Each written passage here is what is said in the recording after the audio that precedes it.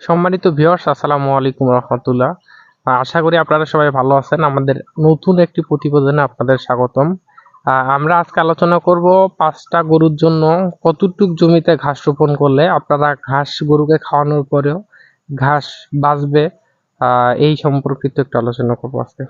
তো যারা নতুন খামার শুরু করতেছেন তারা অবশ্যই আমাদের ভিডিওটা না টেনে সম্পূর্ণ দেখার চেষ্টা করবেন, তাহলে অন্তত বুঝতে পারবেন যে 5টা গরুর জন্য বা যারা বেশি করে খামার করতেছেন তার ওই হিসাবে হিসাব করে তারা একটা মোটামুটি অভিজ্ঞতা অর্জন করতে পারবে যে কতটুক জমিতে কি পরিমাণে ঘাস রোপণ করলে তাদের একটা খামার পরিচালনা করা সম্ভব।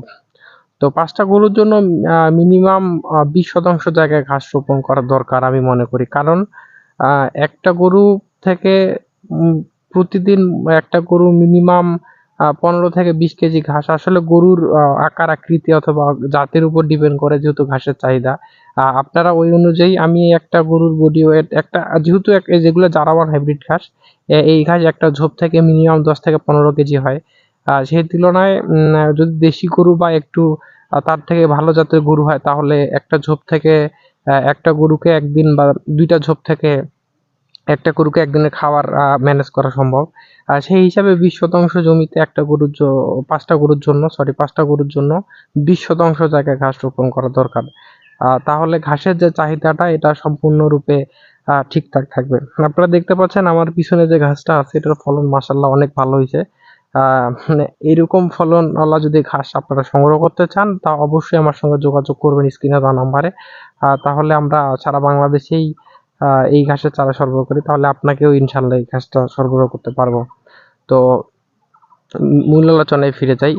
যারা আসলে খাবারটা ডিপেন্ড করে, ঘাসটা ডিপেন্ড করে আপনার কি পরিমাণে খাবার দিচ্ছেন একটা গাভীকে বা একটা গরুকে, সেইটার উপর আসলে এটা খাবারটা বিভিন্নভাবে সাশ্রয় করা যায়। যেমন ঘাসের সঙ্গে খড় মিক্স করে যদি দেওয়া যায় তাহলে ঘাসটা একটু সাশ্রয় করা যায়।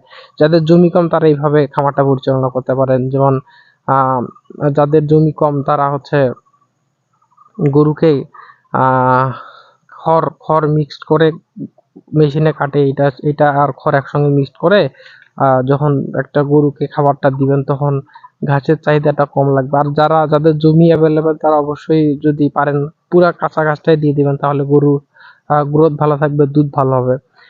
এই হচ্ছে বিষয়। আর অবশ্যই চারা ঘাস রোপণের পূর্বে ভালোভাবে জমিটা প্রস্তুত করে নেবেন যাতে কাঙ্ক্ষিত ফলনটা পান। কারণ ফলন যদি ভালো না পান শুধু লাগাইলেই তো হবে না, যদি ফলনটা ভালো পান তাহলেই না আপনি গরুকে প্রোভাইড করতে পারবেন খাবারটা।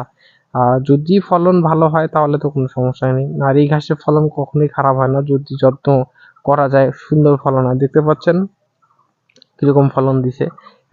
এই যে ঘাসগুলো দেখতেছেন এটা মোটামুটি একটা ঝোপ কাটলেই এটা 15 কেজি 20 কেজি হয়ে যাবে। কারণ এই ঘাসগুলা ওয়েট বেশি। একটা গরুর যে দানাদার খাদ্যের যে চাহিদা, এই ঘাসটা উপরের পাতাটা রেখেও নিচের যে গাছটা আছে এই গাছটা কিন্তু অনেক নরম হয়, কিন্তু দানাদারের মতোই হয়। যখন মেশিনে কাটবেন গুঁড়ো গুঁড়ো গুঁড়ো গুঁড়ো দানাদারের মতো হয়, যার ফলে এটা মোটামুটি দানাদারের ব্যাকআপটা পূরণ করে।